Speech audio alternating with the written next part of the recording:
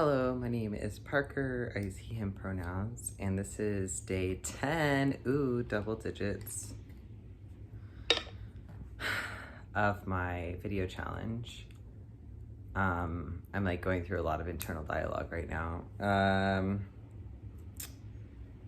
Yeah, so this morning I had plans that I guess became up in the air because the details and logistics were not confirmed ahead of time. So I found myself in the position of waiting to hear back from the person I made plans with. And I don't think that alone is the only thing contributing to the feelings that I'm having, but it's bringing up some old feelings. And I'm just like noticing myself just like spinning a little bit. And I know logically, like, this incident is like not a big deal. I mean, I don't know what I mean by that, but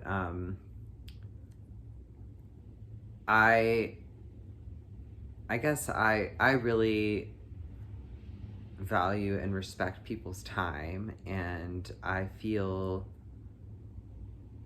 valued and respected when people, treat my time with the same way. And so, anyway, it's important to me, and I don't expect people to be perfect. I don't expect myself to be perfect. Well, I actually do struggle a lot with perfectionism, but I don't know. I'm dancing around the topic. I guess I just wanted to acknowledge that, because one thing that I struggle with is picking my skin, and there have been times when it's been better or worse, but some of my triggers, I've been trying to notice my triggers. Like, one of them is being in the car. I actually like have a really hard time not picking my face when I get in the car. And it's not something I notice that I'm doing, which then I'm hard on myself about how I'm not being present or whatever. But I decided to I did, something that I could wear on my body so that when I notice myself picking my skin, or when I want to, that I can instead like touch this thing. So I actually got this crystal necklace yesterday. It's a lapis lazuli. And I also have this glittery putty right now. I just opened it like an hour ago. I was with a friend yesterday and we were talking about like stemming toys, and I haven't really tried to buy any little specific fidget tools or whatever, fidget toys, but I do like holding crystals. And I noticed yesterday, when I made a video last night before bed, I had like picked up a hanger and I was holding it the whole time and like playing with it. So like the still on the video for day 9 has a hanger in front of my face. So I don't know. I thought I would experiment with this and just having other things to do with the energy in my body. I also like really want to talk about my neurodivergence, because I think that's a topic that I'm really, I will mention it slightly in general, but mostly I only talk to like a selected few people about it. And it's a topic that I feel really insecure about, and also like when I'm alone, something that I feel really good about having language for. So it's kind of an interesting dichotomy, I think is the word. So ADHD runs in my family, and yeah, so that's like something I've been familiar with seeing in other people, and I was not diagnosed at a young age with that. And in fact, I think as a way to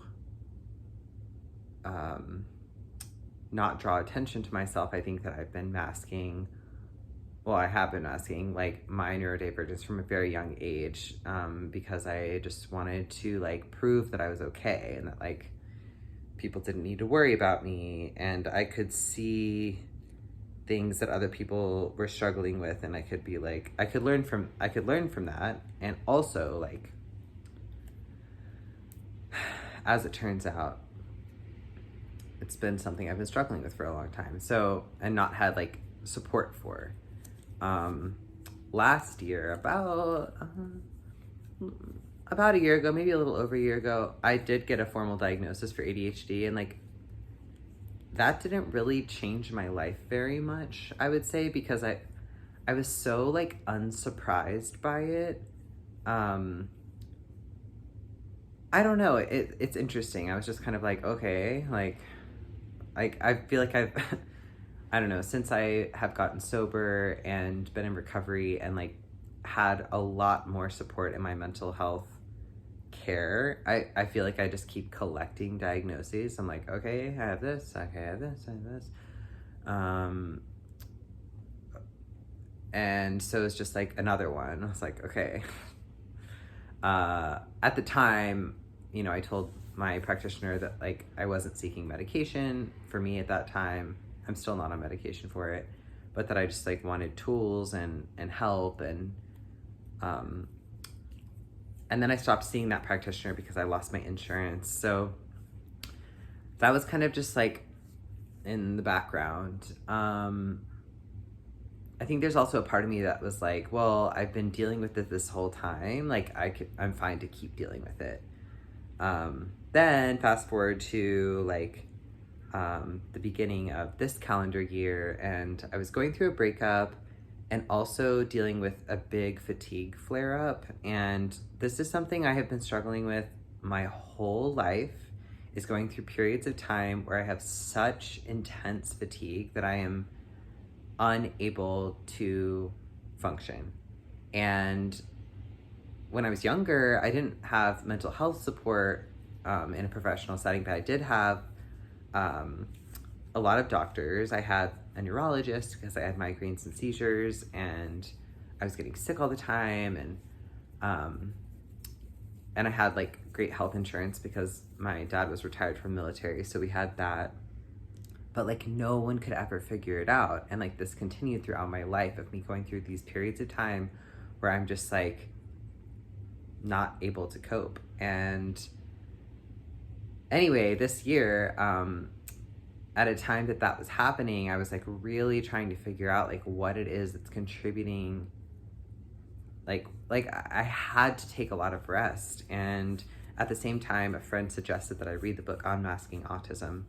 So this is maybe I'll talk about this in more videos. I should. I not should, but I want to. But I read Unmasking Autism and discovered that I'm on the spectrum, and I have not received a formal autism diagnosis, and I don't know if I want to. And I feel very confident that I have it. And I'm like very afraid to talk about it with people, or people who aren't autistic also. So yeah, I have autism and ADHD, and it's really freeing and giving me a lot of like language and a lot of permission to have, I was gonna say special needs, but I don't mean that in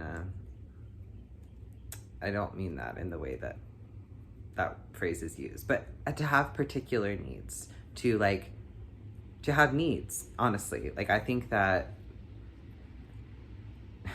yeah, I've tried so hard to present as being like really independent and self-assured and confident, and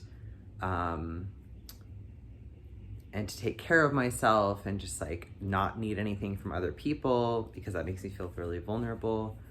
And also to like show up in an unsustainable way, both in the workplace and in social situations, until I like crash. And so I'm really grateful that I've had the opportunity to like reflect on this, and also to like, honestly like let myself be weird. And I think that's like a big part of my desire to make these videos is just to continue practicing unmasking, and I think that I've been doing that a lot. I love this toy, I really do. So anyway, that's 10 minutes. I feel like I explained that in a weird way, but that's okay. And I guess that's all I have because I need to honor the time commitment. So maybe I'll talk about this more in another video. Okay, bye for now.